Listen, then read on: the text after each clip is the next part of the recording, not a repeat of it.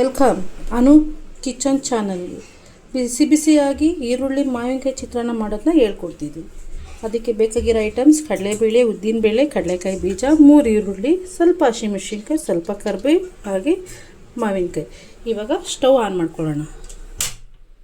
Okay, ಅದಕ್ಕೆ ಒಂದು 3-4 spoon ಎಣ್ಣೆಯನ್ನು ಹಾಕ್ಕೊಳ್ಳೋಣ.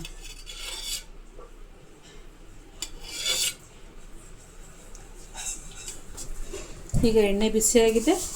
ಸ್ವಲ್ಪ ಸಾಸಿವೆ ಸ್ವಲ್ಪ ಹೊಡ್ಕೊಬೇಕು. ಚಿಟೀರ್ ಪಟೀರ್.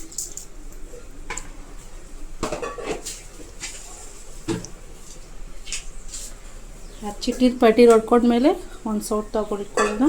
ನೋಡಿ, ಹೊಡ್ಕೊಂತ ಸ್ಟಾರ್ಟ್ ಆಯಿತು. ಚಿಟೀರ್ ಪಟೀರ್.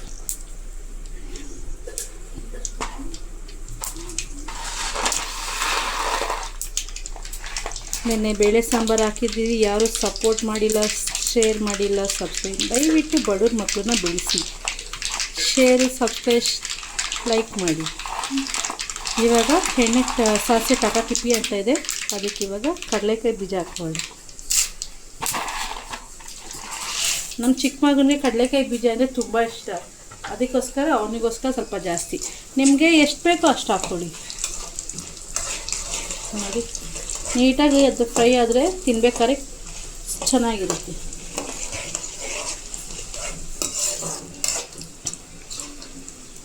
ಒಂದು ಬಲವಂತದಿಂದ ಇವತ್ತು ಮಾವಿನಕಾಯಿ ಚಿತ್ರಾನ್ನ, ಅದು ಮಧ್ಯಾಹ್ನ ಟೈಮಲ್ಲಿ.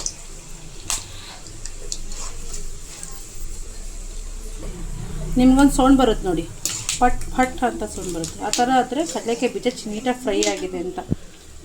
ಆವಾಗ ಸ್ವಲ್ಪ ಕರಿಬೇವು ನೋಡಿ, ಕರಿಬೇವು ಪಟ ಪಟ ಪಟ ಅನ್ನತ್ತಲ್ಲ, ಅದನ್ನು ನೀಟಾಗಿ ಆಯಿಲಲ್ಲೇ ಫ್ರೈ ಮಾಡ್ಕೋಬೇಕು. ಹಸಿಮೆಣಸಿನ್ಕಾಯಿ, ಈರುಳ್ಳಿ ಎರಡೂ ಒಟ್ಟಿಗೆ ಹಾಕ್ಕೋಬೇಕು. ಇವಾಗ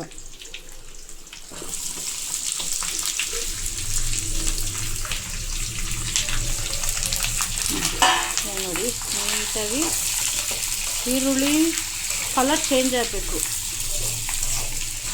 ಲೈಟ್ ಬ್ರೌನ್ ಕಲರ್ ಬರಬೇಕು. ಆವಾಗ ಟೇಸ್ಟ್ ಚೆನ್ನಾಗಿರುತ್ತೆ.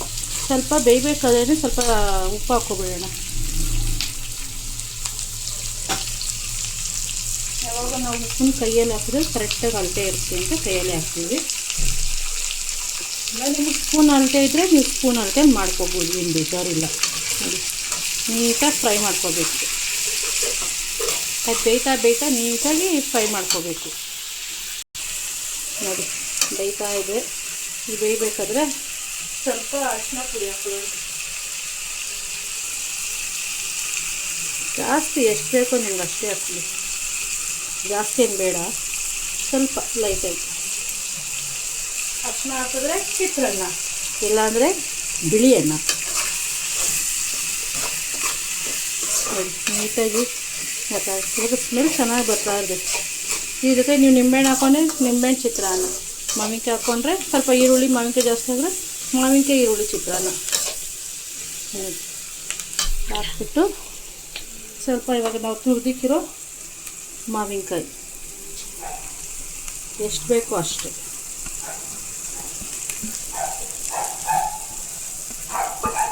ನಮ್ಮ ಮನೇಲಿ ಒಂದು 6-7 ಜನ ಇರೋದಕ್ಕೆ ಸ್ವಲ್ಪ ಮಾವಿನಕಾಯಿ ಮತ್ತು ಚಿತ್ರಾನ್ನ ಎಲ್ಲ ಸ್ವಲ್ಪ ಜಾಸ್ತಿ ಮಾಡ್ಕೊತಾ ಇದ್ದೀನಿ.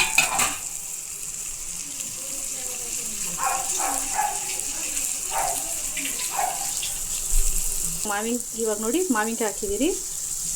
ನೀಟಾಗಿ ಫ್ರೈ ಮಾಡ್ಕೊಳ್ಳೋಣ.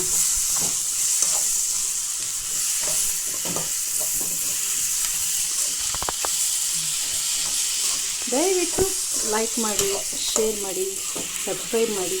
ನಿಮ್ಮ ಹತ್ರ ಕೇಳ್ತಿರೋದೆ ಇಷ್ಟನ್ನು. ಹೊಸದಾಗಿ ಚಾನಲ್ ಸ್ಟಾರ್ಟ್ ಮಾಡಿದ್ದೀವಿ, ಸಪೋರ್ಟ್ ಮಾಡಿ. ನಮಗೆ ಸಪೋರ್ಟ್ ಮಾಡಿದ್ರೆ ನಮಗೂ ಸ್ವಲ್ಪ ಖುಷಿಯಾಗುತ್ತೆ. ನೆಕ್ಸ್ಟ್ ಏನಾರ ಮಾಡೋದಕ್ಕೆ ಹೊಸ ಐಡಿಯಾ ಬರುತ್ತೆ.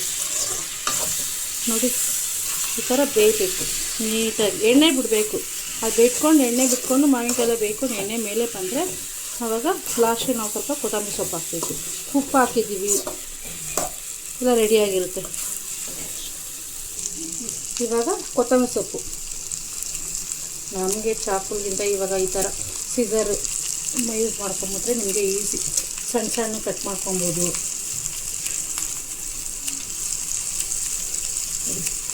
ಎಣ್ಣೆ ಬಿಡ್ತಾ ಕಾಣಿಸ್ತಿದೆಯಾ? ಮೇಲೆ ಎಣ್ಣೆ ಬರ್ತಾ ಇರೋದು. ಇವಾಗ ಚಿತ್ರಾನ್ನ ರೆಡಿ ಅಂತ. ಲಾಸ್ಟ್ ಕೊತ್ತಂಬರಿ ಸೊಪ್ಪನ್ನ ಹಾಕ್ಕೊಂಡ್ರೆ ರೆಡಿ.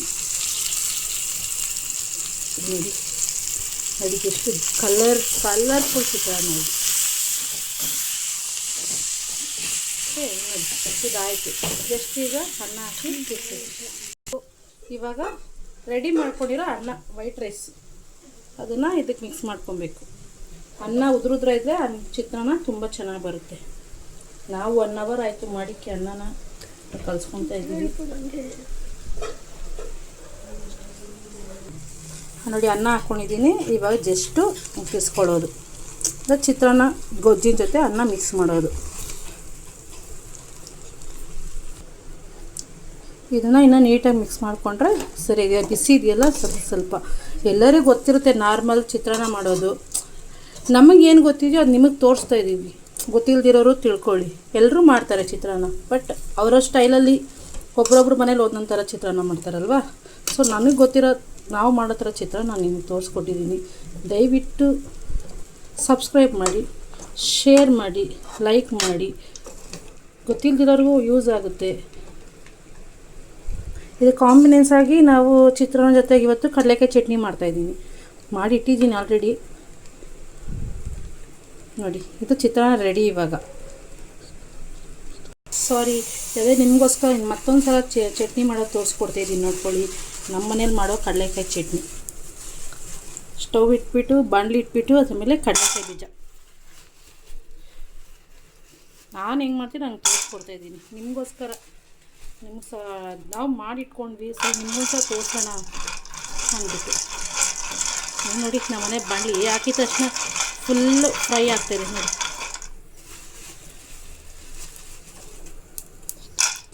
ನೋಡಿ ನೀಟಾಗಿ ಈ ಥರ ಫ್ರೈ ಮಾಡ್ಕೊಬೇಕು. ಈಗ ಆಗಿದೆ ಇದು. ಎತ್ಕೊಂಡು ಒಂದು ತಟ್ಟೆಗೆ ಶಿಫ್ಟ್ ಮಾಡ್ಕೊಂಡು ಆಮೇಲೆ ಅದನ್ನು ಚಿಪ್ಪೆ ತೆಗಿಯೋದು. ಅದು ಹಾಕಿದ್ರೂ ಏನು ಪ್ರಾಬ್ಲಮ್ ಇಲ್ಲ.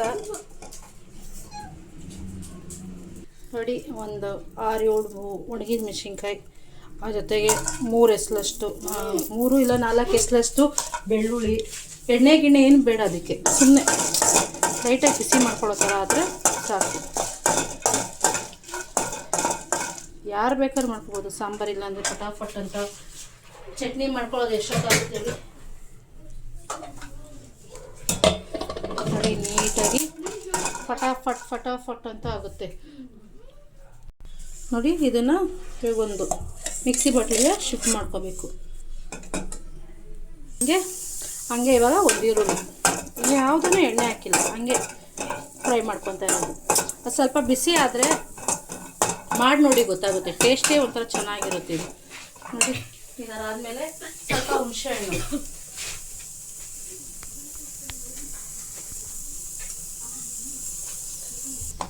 ಸ್ವಲ್ಪ ಹುಣಸೆಹಣ್ಣು. ನೋಡಿ ಈ ಥರ ಬಿಸಿ, ಜಾಸ್ತಿ ಹುಣಸೆಹಣ್ಣೇನು ಬಿಸಿ ಮಾಡೋಕ್ಕಿಲ್ಲ, ಅದ್ರ ಕಾವಲ್ಲೇ ಆದರೆ ಸಾಕು. ಇವಾಗ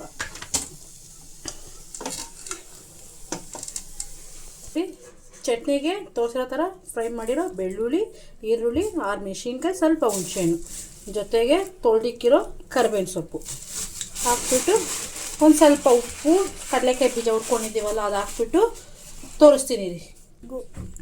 ನೋಡಿ ಬಿಸಿ ಬಿಸಿಯಾಗಿ ಕಡಲೆಕಾಯಿ ಚಟ್ನಿ ವಿತ್ ಚಿತ್ರಾನ್ನ ಟೇಸ್ಟ್ ಮಾಡಿ. ನೀವು ಟ್ರೈ ಮಾಡಿ, ಮನೇಲಿ ಟ್ರೈ ಮಾಡಿ ಟೇಸ್ಟ್ ಹೆಂಗಿದೆ ಅಂತ ಕಮೆಂಟ್ಸ್ ಮಾಡಿ.